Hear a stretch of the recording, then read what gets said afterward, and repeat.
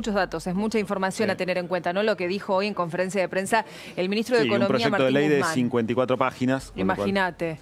Claro, ver. para que nos quede claro, lo vamos a poner en pantalla punto por punto, lo más destacado. Por supuesto que, en primer lugar, figura lo que va a comenzar a suceder con las personas que decidan, por ejemplo, comprar dólares para atesorar. Sí, lo que decíamos, 30% de impuesto a quien compre esos $200 por mes que están autorizados por el cepo que ya había impuesto Mauricio Macri. El otro de los puntos, ¿a cuánto se va el dólar oficial? Bueno, el oficial, por el momento, sigue en 63. Veremos, la idea del gobierno es que ese dólar no se mueva o se mueva a lo sumo acompañando la inflación. ¿Y el dólar turista y el dólar turista 82. 82. El dólar blue, veremos a dónde llega. De mínima va a llegar a ese 82 del dólar turista. Por ahora el dólar turista o el dólar ahorro está superando al dólar blue. O sea, claramente ya tenemos que hablar. Porque no es ley, ¿no? Pero ya hablamos de una devaluación del 30%. Y devaluó nuestra moneda un 30%. A los fines del uso del ciudadano común, no hay duda. No se toca para los importadores. Hay que ver si eso en el traslado a precios implica una barrera que impide que se alimente la inflación. El hecho de que los insumos, por ejemplo, que compra un importador no van a estar afectados por este impuesto del 30%. Ahora, ¿quién puede efectivamente acceder hoy por hoy en la Argentina a un dólar a 63 pesos? Nosotros, el ciudadano común, el ciudadano de a pie, ya no puede pensar en un dólar a 63. Una empresa que importa insumos. Solamente. Por ejemplo, sí. Nadie más. Sí, bueno, la compra de libros quedó exenta. Hay algún otro elemento, los elementos vinculados a la ciencia. Bueno, una serie de cosas, pero en la vida cotidiana no debería, nadie que no sea una empresa debería tener acceso al dólar a 63 pesos a partir de que se vote esta ley. Recordemos que quedan unos días. Pensar en que si me compro un libro sí tengo que pensar en un dólar a 63 solamente, en ese caso. Bueno, en el resto no. Una apuesta a la cultura. Bueno, ¿cuál es el objetivo entonces, o este concepto de ahorro? Lo que dijo el ministro es, queremos desactivar, desalentar que la gente se resguarde, teniendo en cuenta que nuestro peso no tiene valor. Hay una idea filosófica detrás que en algún momento en la campaña la había expuesto Mercedes Marcó del Pont, que es un poco ideóloga de casi todo el equipo económico, de desdolarizar la economía argentina, de especificar, si querés, la economía argentina, que han intentado muchos y han fracasado, ¿no? Y esto parece tener ese espíritu detrás, de, bueno, prohibir de todas las maneras posibles el uso del dólar para intentar que la economía argentina se especifique de una vez por todas. No está claro qué va a pasar, por ejemplo, con los inmuebles. ¿Qué va a pasar, por ejemplo, igualmente, esto se lo voy a preguntar seguramente a Sofía Terrile, que va a estar en un ratito con nosotros, con los plazos fijos y con la renta financiera? Bueno, se les eliminan, se les quitan impuestos como para alentar el ahorro en pesos. O sea, para que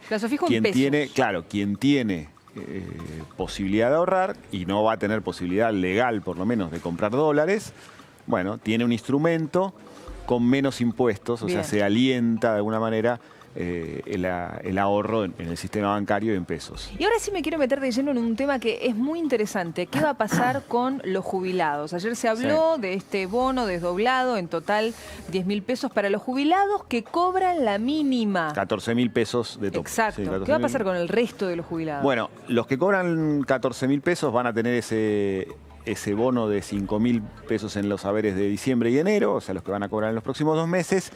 Quienes tienen un haber jubilatorio más alto, un poco mayor, van a cobrar ese bono proporcional para no quedar debajo del de la mínima. Digamos, si vos estás si el de 14.000 va a cobrar 5.000, alguien que esté en 16 va a tener un bono de 3.000.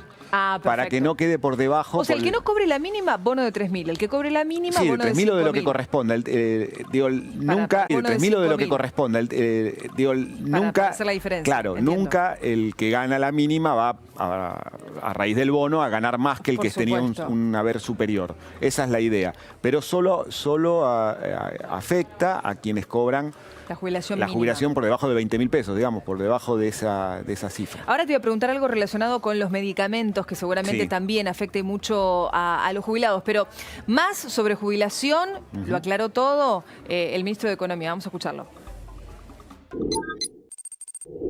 Lo que se hizo con los jubilados es grave.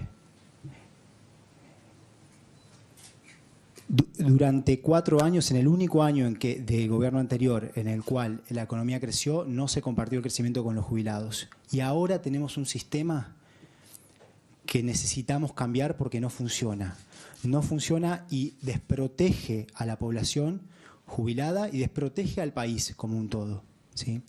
Nosotros lo que estamos haciendo es tomándonos 180 días para reemplazar una fórmula que fue pensada para una economía que iba a despegar y sostener niveles altos de crecimiento, por otra fórmula que tiene que ser consistente, que es razonable, ¿sí? Está claro que el modelo fracasó y por eso la población mayor ha sido tan dañada. Así que nos tomamos 180 días para reemplazar la fórmula actual por una nueva fórmula, pero en ese periodo lo que haremos es proteger a los jubilados que están en una situación de mayor vulnerabilidad. Y por empezar, estaremos dando un bono adicional para quienes perciben un solo haber mínimo, tomando recaudos para que no se modifiquen las escalas. Será un bono de 5.000 pesos en diciembre y otro bono de 5.000 pesos en el mes de enero.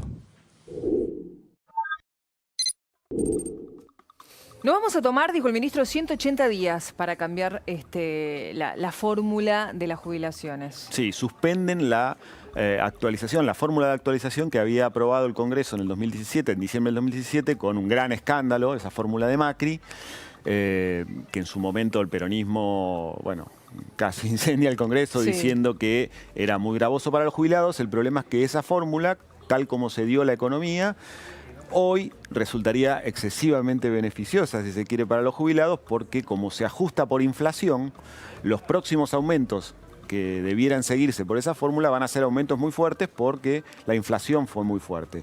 Al suspender la fórmula de actualización, el gobierno se reserva el derecho de ver cómo la actualiza esa fórmula y de mientras va dando aumentos por decreto.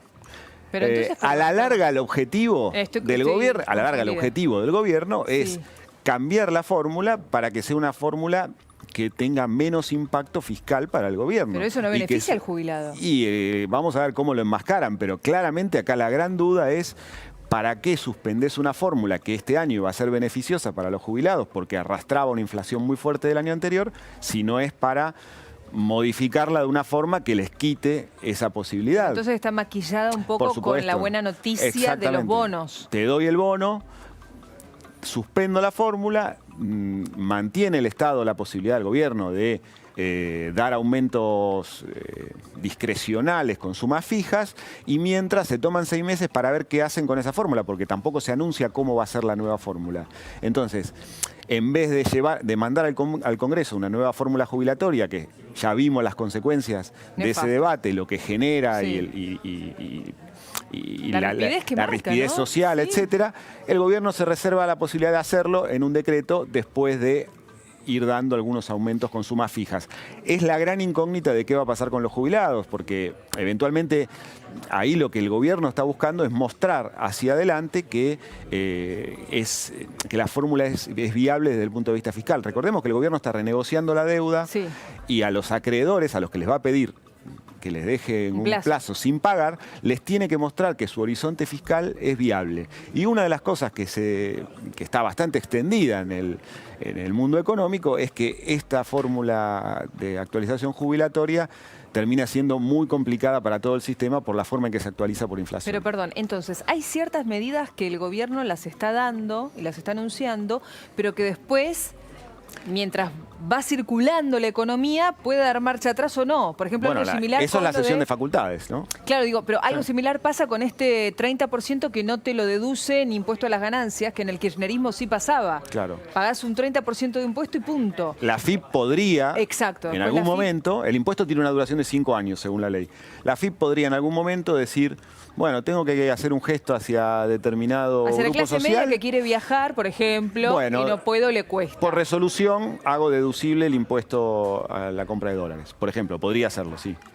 El tema jubilatorio es mucho más de fondo, ¿no? Porque te marca un poco la sustentabilidad del sistema previsional y de la posibilidad de pago de la Argentina, ¿no? Y para cerrar, irnos a la pausa, Martín, entonces, y para los jubilados también se habla de una posibilidad de comprar los medicamentos con un 8% menos, congelar los precios hasta el 31 de enero. Esos son acuerdos sectoriales que el gobierno ya anunció ayer, con la idea de también darle ese beneficio a los jubilados de que no tengan tanta carga de su haber para comprar en el tema medicamentos. de medicamentos. Sí. Gracias, Martín. A Como vos. siempre, un placer. Martín Rodríguez Yebra aquí en Más Info. Nos vamos a la pausa. Tenemos mucho más para contarles. Será al regreso. Quédense que ya venimos.